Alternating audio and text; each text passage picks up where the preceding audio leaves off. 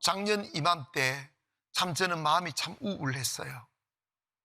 왜냐하면 여러분 아시다시피 코로나 전 우리 교회는 자리가 예배 시간마다 앉을 자리가 없을 만큼 사람들로 붐볐었습니다.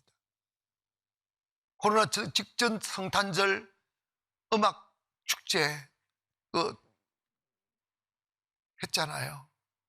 가득 차서 그렇게 찬양하고 음악하고 연주하고 했었는데 코로나 탁 터지니까 교회 예배 못 드리게 하지요. 예배 드리는 것이 죄가 되고 사람들 많이 모이는 게 죄가 되다 보니까 텅 빈 의자에 그리고 덤석덤석 앉아 계신 분들 마스크를 턱 쓰고 나한테 말하지 마시오 이러면서 앉아 있는데 기가 막히더라고요.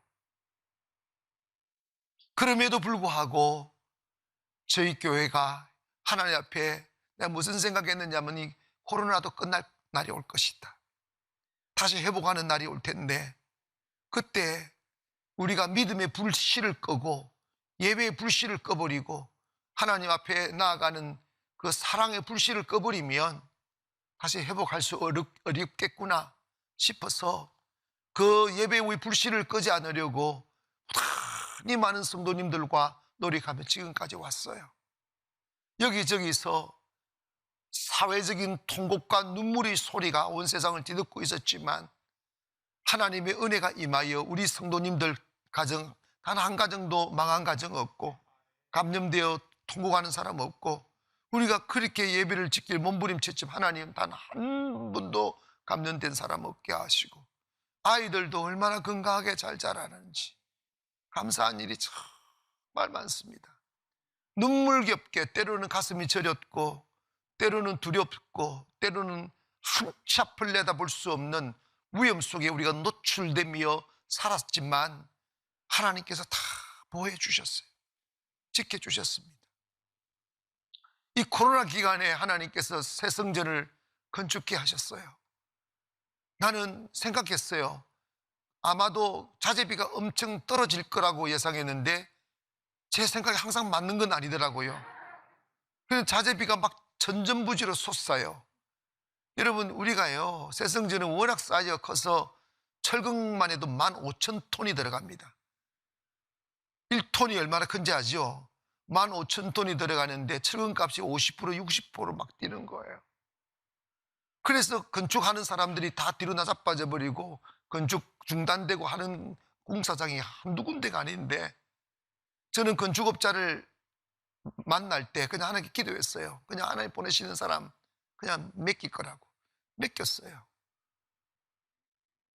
신실하게 잘하고 조금 하다 보면 이런저런 일들이 일어나지 않겠어요? 근데 저한테 일체 보고 안 해요.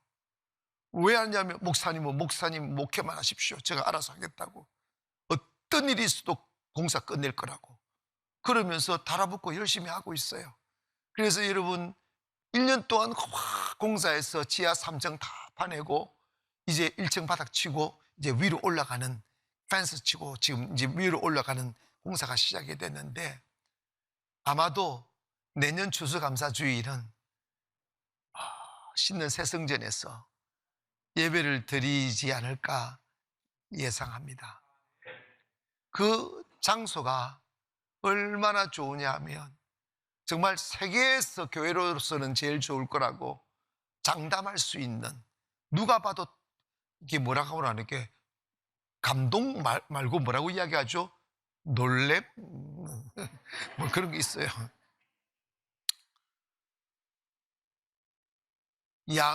주변에는 새로 짓는 아파트 숲으로 쌓여져 있죠. 앞에는 22만 평 공원이 교회와 탁 도로 없이 붙어서 우리 앞마당이 되어 있죠. 안전하고 소음 없고 그리고 전혀 유해 환경 없고 아이들 풀어놔도 도망갈 곳이 없어요. 다 공원 속에서 놀고 그리고 그 넓은 공원을 우리가 관리한다면 돈이 얼마나 들겠어요. 풀 뽑아주지 꽃 심어주지 나무 그러니까 아멘을 할 줄 모르는 거 보니까 감사를 모르는 거야. 이게 얼마나 감사한지 몰라요. 우리 교회가 역사가 깊습니까? 돈이 많습니까? 그런데 하나님이 다 역사해 주셨어요. 역사하게 하시는 거지. 하나님의 은혜입니다. 근데 오늘 신명기 8장의 내용의 배경이 뭐냐면 someday, 언젠가 너희를 축복의 땅, 건건하지 않고 목마르지 않고 배고프지 않는 기름진 땅으로 인도할 텐데 그때 너희들이 광야에서 줄이고 목마르고 기름는 그곳에서 살았던 시절을 기억하라는 말씀을 하십니다. 왜 그럴까? 인간은 하나님의 은혜를 잃어버리면 교만해지게 되고, 교만하게 되면 내가 잘나서 돈 버는 거야, 내가 잘나서 이렇게 살아, 내가 잘나서 출세했어 라고 생각하는 그 순간부터 하나님의 은혜가 차단되며 그는 패망의 길을 걷게 된다는 거예요. 감사하는 사람에게 은혜가 임하고, 감사하는 사람에게 더 큰 축복이 임하며, 감사하는 사람을 통하여 하나님의 영광이 선포되는 거예요. 그래서 하나님의 사람들의 특징이 뭐냐면 감사하는 마음이 있는 거예요. 작은 것부터 감사하고 그 감사를 잊어버리지 말아야 돼요. 성경은 우리가 광야에 있을 때를 기억하라고 그랬어요. 하나님 왜 나를 목마르게 하시고 왜 나를 배고프게 하시고 왜 나를 낮추셨는지를 기억하라는 거예요.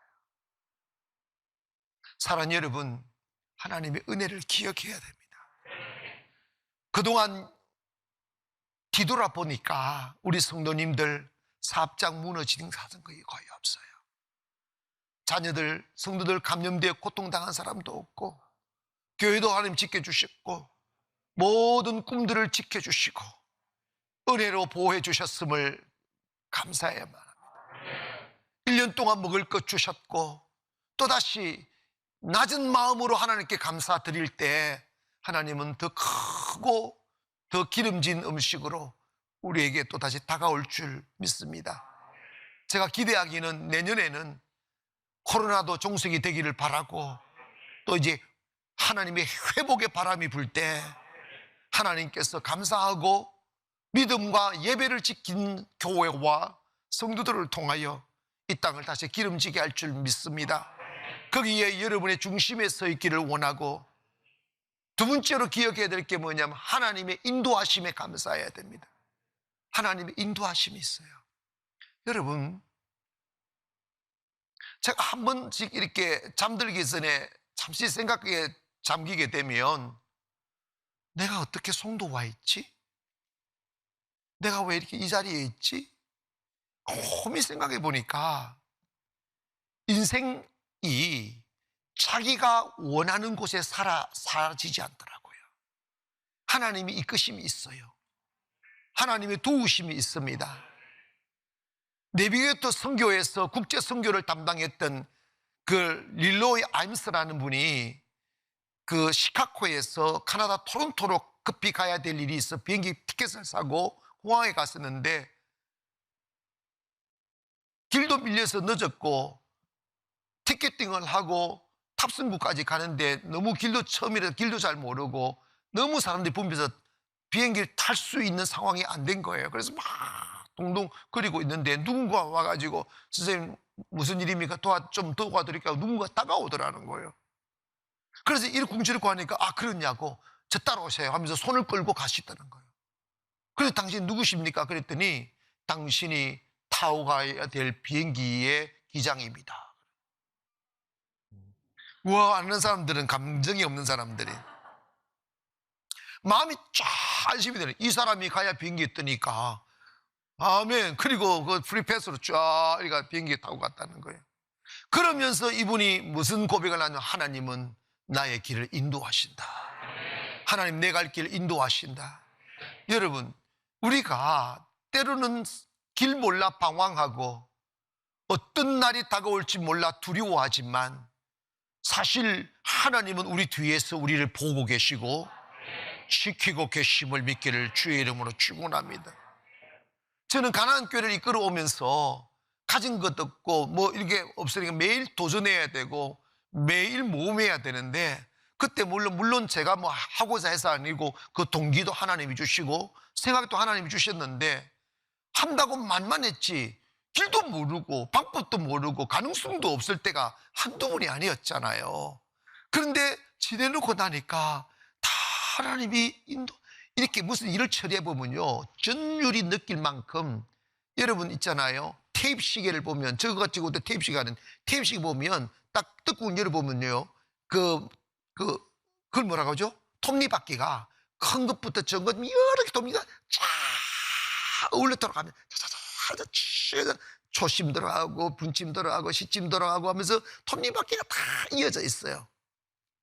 그처럼 어떤 꿈을 이룸에 있어서 섬세하게 아주 세밀하게 모든 상황을 엮어가시고 톱니바퀴 돌듯이 딱 짜맞춰 가시는 분이 하나님이시라는 사실을 고백하지 않을 수 없게 됩니다. 한번 큰일 인생을 살아보십시오. 그래서 인생의 시간표는 하나님의 시간표에 맞춰 가는 거죠. 그 결과 우리 교회가 일어나고 있고, 여러분의 가정도 여러분의 사업장도 하나님이 함께 하심을 믿기를 바랍니다. 사무엘이 나라를 다스리고 하나님의 선지자로 일어나실 때 블레셋이 엄청난 큰 장애물이었습니다.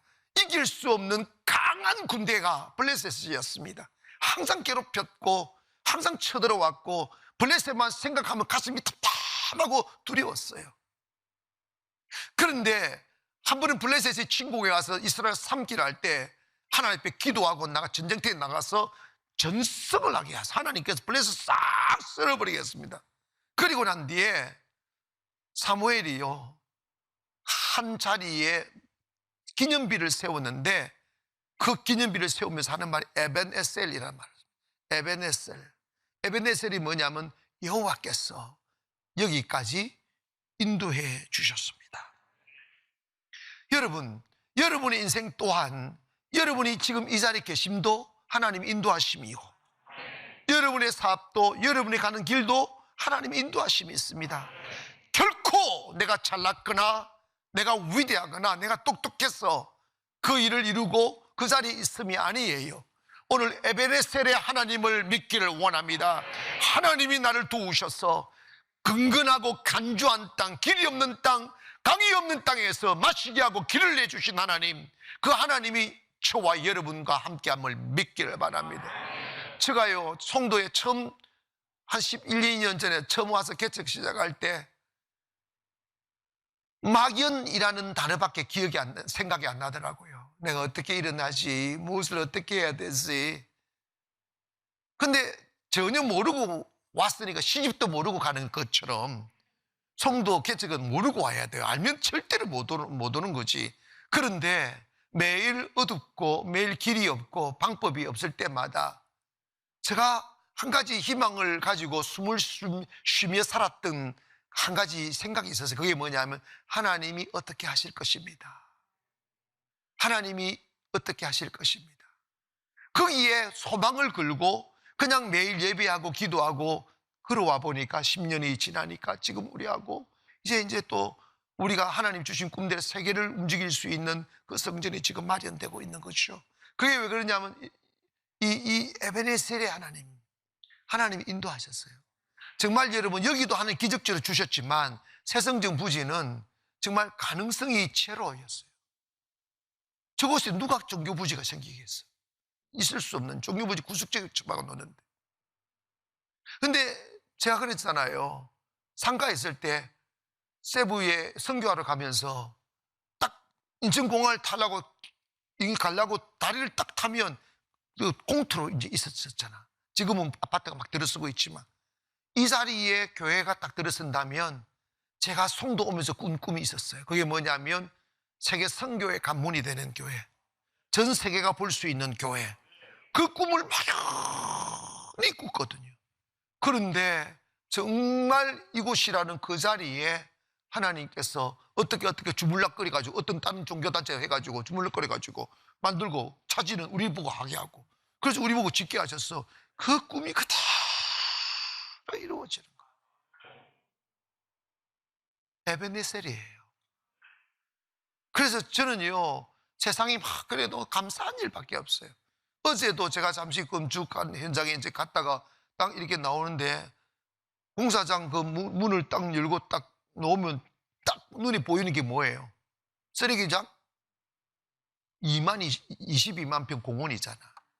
공원이 앞에 딱 마당으로 펼쳤어요. 오만 꽃들 다 심겨져 있고, 이제 좀 있어 웅창한 숲이 되고, 오만 운동 경기장 다 있고, 그 여러분 있잖아요. 공짜로 쓴다? 관리다 해주고, 여러분 말 안 들으면 풀 좀 뽑으시라고 할 거예요, 진짜로. 그 풀 뽑으려면 어마어마하게 넓어서 못 뽑아요. 근데 막 시에서 150명씩 매일 뭐 이렇게 붙여가지고 이렇게 해주고, 얼마나 감사해요. 교회로는요, 그 최고의 축복인 거지. 뭐, 여러분 모르지, 교회를 안 해봤어.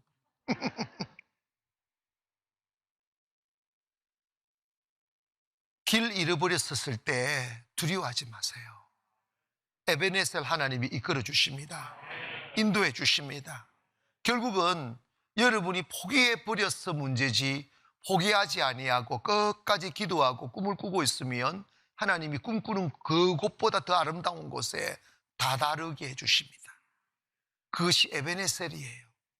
여러분, 코로나가 아직 종식되지 않았을지라도 너무 긴장하고 너무 겁먹고 너무 두려워하지 마시고, 하나님 지켜주셨잖아요.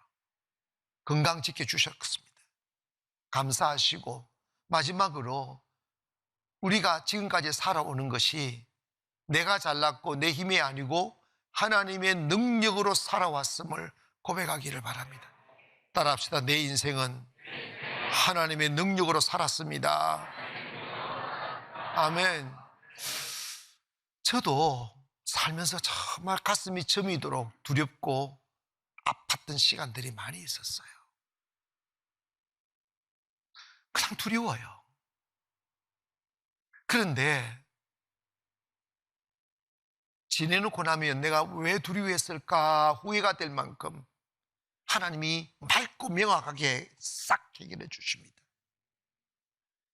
과거에 종교개혁을 할 때 마르틴 루터가 그 윈스에 의해서 자기가 변론하고 신앙 고백을 해야 되는 순간이 왔었는데, 거기에 교황과 성직자들, 주기경들 모여서 자기를 죄인으로 판결하고 죽임에 이르기까지 할 수 있는 그 자리에서 천주교의 타락함과 그리고 오직 구는 예수 그리스도를 믿는 믿음으로만 구원받는다는 것을 외칠 때 정말 목숨이 왔다 갔다 하는 순간인데, 한 동료 그 사제가 물었어요.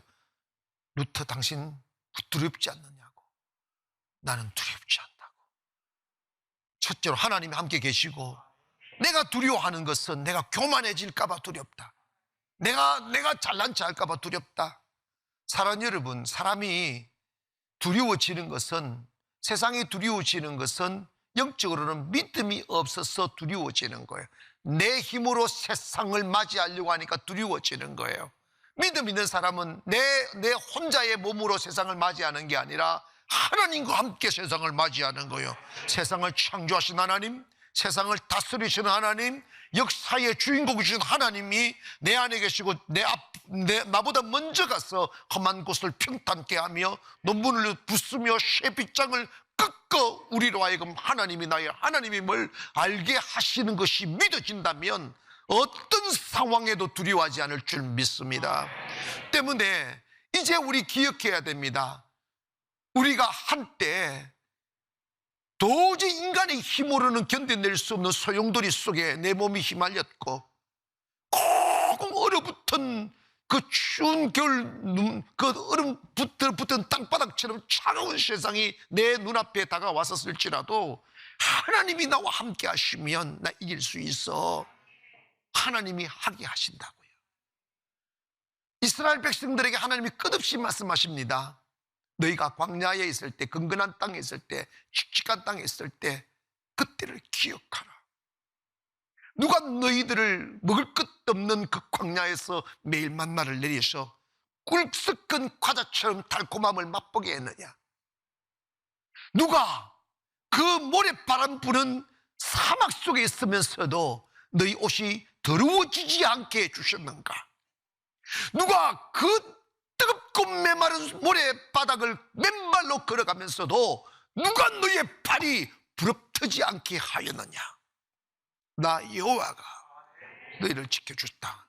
전능하신 여호와 하나님의 능력이 너희들로 하여금 안전하게 그 광야를 지나게 하셨다는 거예요. 인생 살고 난 뒤에 그 인생의 여로를 뒤돌아보면 솥을 쓰지 않을 사람 누가 있겠어요? 눈물 없는 사람 어디 있으며 절망 없었던 사람 어디 있으며 정말 가슴 접이도록 두려웠던 시간들 없었던 사람이 어디 있겠어요? 그런데 나약하여 외로웠어, 두려웠어, 힘이 없어서 주님 바라보고 울고 기도했더니 하나님이 보이지 않는 능력이 나타나 우리를 그 광야를 지나게 하고 그 강을 건너게 하고 그 높은 산을 오르게 하신 거죠. 사랑하는 여러분, 정말 우리가 겸손한 눈으로 인생을 들여다보면 우리의 삶에 하나님의 은혜 아니었던 것 단 한 가지도 없어요. 다 하나님의 은혜였습니다. 그 은혜를 감사하고 내 가슴으로 받아들이고 그 은혜에 감격하여 살아가게 되면 하나님은 더 큰 은혜를 주시는 거예요. 이걸 깨닫는 사람은 아무리 화려한 자리에 주인공이 되고 그리고 번쩍이는 화려한 옷을 입고 살지라도 그의 영혼은 여전히 겸손하여 하나님을 바라보고 하나님 앞에 찬송하며 예배하는 것을 쉬지 않을 수 있지만 교만이 딱 들어와서 내가 잘나서 이렇게 됐어 그러면 그거 지켜내지도 못하고 그는 그 마음에 이미 어둠이 깔려서 모든 사람들에게 슬픔을 안기는 이유가 됩니다. 사랑하는 여러분, 우리는 기억해야 됩니다. 하나님의 능력으로 살았다는 것. 어제의 능력이 오늘도 함께 있음을 믿기를 원합니다. 미우라 아야코라는 분이 빙점을 쓰신 분이 일본에인데 이분 참 유명한 분 아니겠어요? 그분이 이런 이야기를 합니다. 하나님 은혜에 익숙해지지 않도록 인도해 주세요. 은혜에 익숙하지 않도록 인도해 주세요. 그녀는 왜 이 고백을 하느냐면 그녀는 자기가 중병에 걸려 죽어가고 있을 때 한 남자가 다가와 그에게 복음을 전해주고 예수님을 알게 하고 하나님의 은혜를 알게 되어 행복을 회복하고 그 남자와 결혼을 했어요. 결혼을 할 때 그 남자가 너무 귀하고 너무 감사하고 천사 같고 소중히고 나는 당신 때문에 참 행복하다고 하며 그렇게 결혼하고 살다 보니까 어느새 그 남자한테 바가지를 끌고 있더래. 그 남자를 원망하고 있더래. 그 남자에게 불평하고 있더래. 자기를 살려준 남자를 말이야. 그렇게 좋은 사람 만나서 결혼하고 사는데 예전처럼 내게 있은 건 예전처럼 내 것인 것처럼 생각하며 당연시하고 있더래. 그래서 여러분, 하나님께서 내게 주신 은혜에 너무 익숙해서 감사치 못하고 그냥 불평하는 이런 사람 되지 않게 항상 감사를 잊지 않으며 살게 해달라고, 항상 고마움을 잊지 않으며 살 수 있게 해달라고. 아멘. 저도 여러분도 남자는 아내에게 감사하다고 그러고 아내는 남자한테 더 감사하다고 그러고 아멘. 하나님의 은혜입니다. 여러분 있잖아요. 여러분 특별히 우리 가나안교회 나오시는 분들은 정말 제가 목사라서 좀 부끄럽지만 지금 모든 기독교 언론들이 가나안교회가 제일 잘 나간다고 이야기하잖아. 가나안교회 제일 행복한 교회라고. 그러면 여러분 감사해야지. 여러분 감사해 본 적 있어? 없지. 그러니까 미오라 아야코처럼 똑같은 거지.